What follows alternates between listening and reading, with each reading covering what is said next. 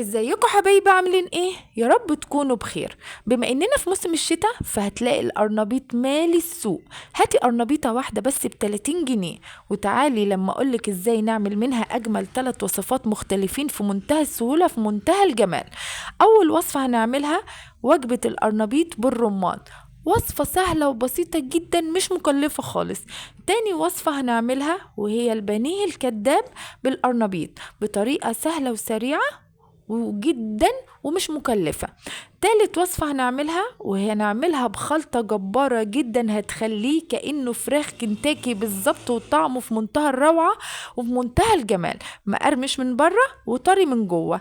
تابعيني لاخر الفيديو، هتعرفك تريكات مهمة جدا، هعرفك ازاي يطلع مقرمش معاكي. لو انت ما تعرفينيش، انا اسمي زوزو. لو انت اول مرة تشوف القناة بتاعتي ما تنسيش تعملي لنا اشتراك وانت بتتفرجي على الفيديو بتاعنا، ولايك وشير وفعل زر الجرس. هتلاقي معانا وصفات اقتصادية وسهلة وسريعة ولا قد الايد.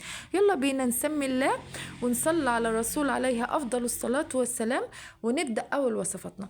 هنجيب معانا قرنبيطاية واحدة بس زي ما انا قلتلك كده. هنشيل العنقود بتاعها الاخضر اللي من فوق ده، تمام؟ زي ما انتوا شايفين كده. اهم حاجة السكينة تقدري ان انت تمسكيها بالراحة وتشيلي العنقود الاخضر اللي من فوق، تمام كده. زي ما انتوا شايفين انا همشي معاكم خطوة بخطوة. شلنا العنقود الاخضر. هنبدأ بقى نقطع الوردات بتاعتنا بكل سهولة وبكل بساطة زي ما انتوا شايفين كده. انا عايزة القرنبيطاية الوردات بتاعتها تكون لا صغيرة قوي ولا كبيرة قوي، شكلها حلو ووسط، علشان اقول لكم هنعمل بيها ايه. تمام. اجي برضو انا بوريكم كذا وردة انا بقطعها قدامكم اهو. بعد ما خلصنا تقطيع القرنبيطاية بتاعتنا كلها بالشكل اللي انتوا شايفينه قدامكم اهو، هنا بقى حطيت حلة على النار فيها مية مغلية، حطيت نص كوباية من الحليب، خلاص نص كوباية لبن. هنزلت فيها بمعلقة ملح، نزلت بمعلقة كمون، وقلبت 3 مكونات الحليب مع الكمون مع الملح مع المية وقلبتهم، وابدأ انزل بالوردات القرنبيط في المية المغلية بتاعتنا. بس اهم حاجة قبل ما انزل بالوردات في المية المغلية دي اكون غسلت الوردات القرنبيط، يعني فتحت الحنفية عليها وغسلتها كويس كده، كويس جدا. وبعد ما غسلتها تحت الحنفية ابدأ انزلها في المية بتاعتنا بنص كوباية الحليب، معلقة الكمون ومعلقة الملح، وقلبت كده. هاجي بقى بعد ما حسيت ان المية غلت ببدأ اشيل الريم اللي على الوش ده، وبعد ما المية تغلي يا دوب بس 4 دقايق، ما تزوديش عن كده، احسبيهم بالساعة، وتشيلي وردات القرنبيط علشان ما تتهريش منك. تركاية مهمة عشان ما تتهريش منك وما تستويش قوي. شايفين لون وردات القرنبيط ابيض ليه؟ نص كوباية الحليب دي هي اللي خلت الوردات بتاعتنا طالعة باللون الابيض الجميل ده. اهم حاجة ان الحليب بيخليه لا ريحته زفرة وطعمه حلو قوي، وبتحافظ على اللون الابيض بتاع وردات القرنبيط. اول وصفة بقى احنا هنعملها هنا وهي وجبة القرنبيط بالرمان. جبت طاسة حطيتها على النار، حطيت معلقتين من الزيت، وبدأت انزل بوردات القرنبيط اللي هي الصغيرة قوي اللي انتوا شفتوها بالشكل ده. يعني حاولت ان انا انقي وردات القرنبيط الصغيرة وقلبتها كده لحد ما لونها عطى اللون الذهبي المصفر زي ما انتوا شايفين. ابدأ ان انا اصفيها من الزيت وشلتها على جنب. في نفس زيت القرنبيط اللي احنا اديناله لون الاصفر، هنزل ببصلاية او بصلتين متقطعين جوليان، خلاص.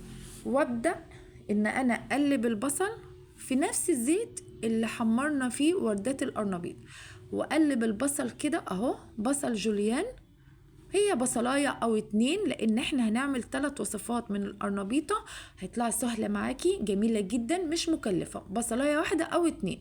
وبدأت انزل بفلفلاية خضرة مقطعاها برضو زي ما انتوا شايفين كده مكعبات، وقلبت الفلفل الاخضر مع البصل الجوليان بنفس الشكل اللي انتوا شايفينه ده، تمام كده. هنزل بعد ما حسيت ان البصل يعني مش عايزاه يدبل قوي، انا عايزاه مقرمش كده وجميل، نزلت بقى بالوردات القرنبيط اللي احنا اديناها اللون الاصفر، وقلبت الثلاث مكونات دول مع بعض. نزلت عليهم بطماطمايه متقطعه مكعبات. على فكرة الوصفة دي جميلة جدا، وممكن تاكليها بعيش وممكن تاكليها برز. هنا بقى نزلت بمعلقة الدقة اللي انا قايله لكم عليها 100 مرة. لو عايزين تعرفوا مقدارها قولوا لي في الكومنتات وانا اقول لكم عليها. نزلت بمعلقة الدقة، وبعدين نزلت بملح، فلفل، شطة، كمون، كزبرة ناشفة، وقلبت جميع المكونات دي ومعلقة جنزبيل، وقلب بقى وشم الروايح بتاعتك، ريحة جميلة جدا تملي البيت معاكي. وهنا بقى حطيت رشة كزبرة عشان الكزبرة الخضراء بتبقى طعمها مسكر وجميلة جدا.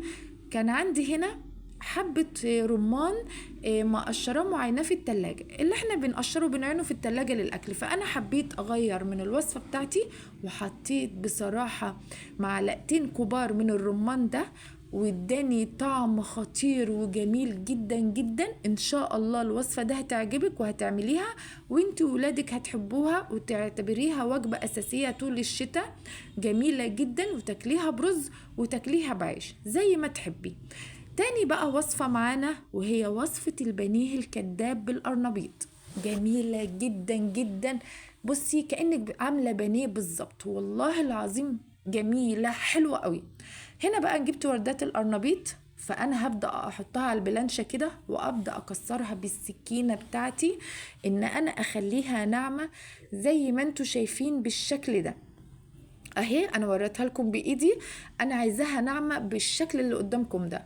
بعد ما خلصت تقطيع القرنبيط بالشكل اللي وريته لكم، هجيب طبق او بولة، نزلت ب3 بيضات او 4 على حسب الكمية اللي انت هتعمليها، ممكن بيضة واحدة، ممكن 3، ممكن 2، زي ما تحبي. ونزلت بكوباية من الحليب، ونزلت بقى بالبهارات بتاعتي اللي هي كركم، ملح، فلفل، شطة، كمون، كزبرة ناشفة، وقلبتهم كويس كده، الحليب مع البيض مع البهارات بتاعتي، وقلبتهم بالشكل اللي انتوا شايفينه ده وشلتهم على جنب. هنا بقى جبت كوباية من الدقيق، نزلت عليها بنص كوباية من النشا، نزلت عليهم بمعلقة كبيرة بيكنج باودر. تمام كده اهو زي ما انتوا شايفين خطوة بخطوة. هبدأ اقلب المكونات الجافة دي كلها مع بعض، النشا مع الدقيق مع البيكنج باودر، اقلبهم كويس اهو قدامكم اهو. نزلت بقى بالسوائل بتاعتنا اللي هي الحليب مع البيض مع البهارات بتاعتنا اللي احنا قلنا عليها، واقلبهم اهو بالمضرب اليدوي بتاعنا علشان ما يبقاش فيه تكتلات ولا اي حاجة خالص، تبقى مادة سايلة.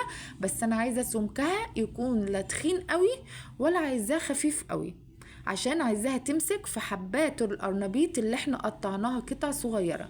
هنا بقى حطيت رشة كزبرة خضراء، رشة شبت، رشة بقدونس، طبعا مقطع العيدان بتاعته صغيرة كده، ونزلت بمعلقة خل كبيرة علشان ريحة الزفارة بتاعت البيض. بصراحة ما كانش فيه زفارة ولا طعم زفارة خالص خالص. وبعدين نزلت بالقرنبيط اللي احنا مقطعينه قطع صغيرة، وقلبت الخليط بتاعنا ده كله اللي هتطلعي منه احلى بانيه كداب. شايفه السمك؟ تطلعي السمك ده بالظبط معاكي. هنا بقى جبت طاسه حطيتها على النار، حطيت معلقتين زيت، يعني حوالي ما تكتريش زيت. على فكره في الوصفه دي ما حطيتش زيت كتير، وفعلا طلعت جميله جدا ومتماسكه، وما فكتش في الطاسه بتاعتي خالص بالشكل اللي انتوا شايفينه ده.